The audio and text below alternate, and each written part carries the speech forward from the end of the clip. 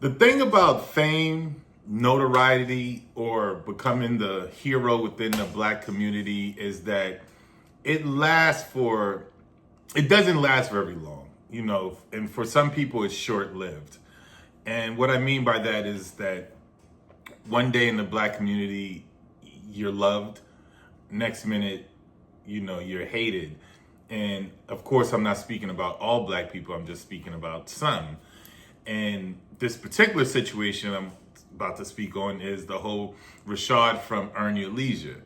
I know everyone's been watching and invested in the whole drama with InvestFest that happened, I believe, a few weeks ago.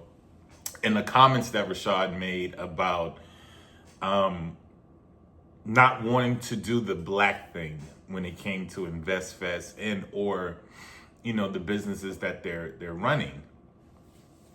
And this is the thing, is when you create a business, whether you're black, white, Hispanic, Asian, it doesn't matter, right? You create it, of course, with a lot of times with your people, your culture in mind. But in other cases, people create businesses or products because they want it to be sold to the masses. They want everyone to be able to enjoy it. Because if you just only sell to one market or one race of people, you might be pigeonholing yourself and putting yourself in a box to where you can't really expand the way that you want to.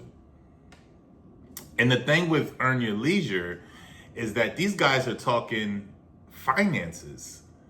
Finances isn't just applicable to black people, it's for all people. And the thing about it is that, investing in things of this nature really didn't get too popular until these guys from Earn Your Leisure got on the stage with, Wall Street Trapper and some other, guys that were in this field, on social media. Of course, I remember them when Earn Your Leisure first started, like Rashad was saying, those guys had two iPhones, a mixer, and they were just talking finances. They was talking stocks. They was talking ETFs. They was talking life insurance. They was talking to us black people about financing and investing in a way that we've never heard it before. And that's why it became so appealing to us as a whole and me as an individual. So when I hear him make a statement like, well, he's not trying to do the black thing. Well, I understand what he means. Like, you can't just sell to one group of people. It has to be sold to multiple groups. And I think this is where, like, you have a civil war between black people come in.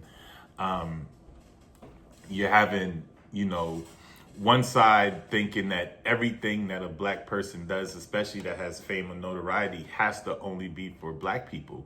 And then you have other black people who believe that, hey, if they're selling something, they're selling a product, then of course it just can't only be for black people.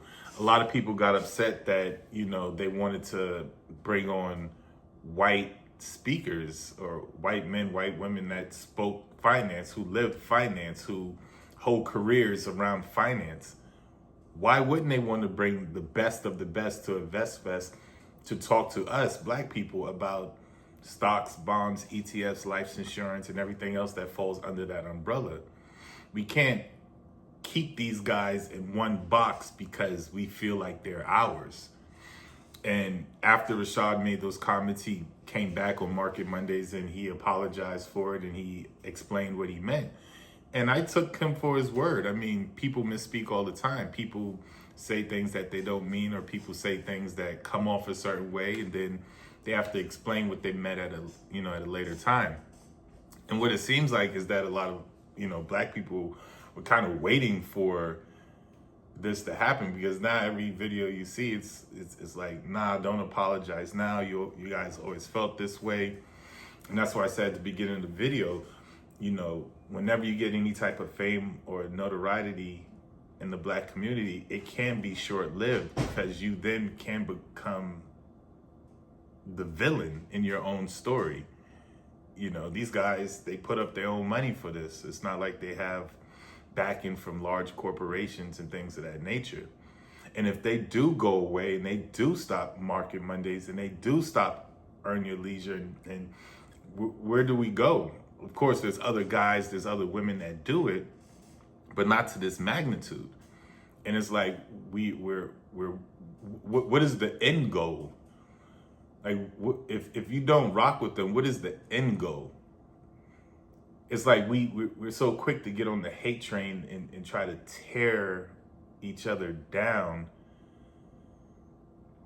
for a comment.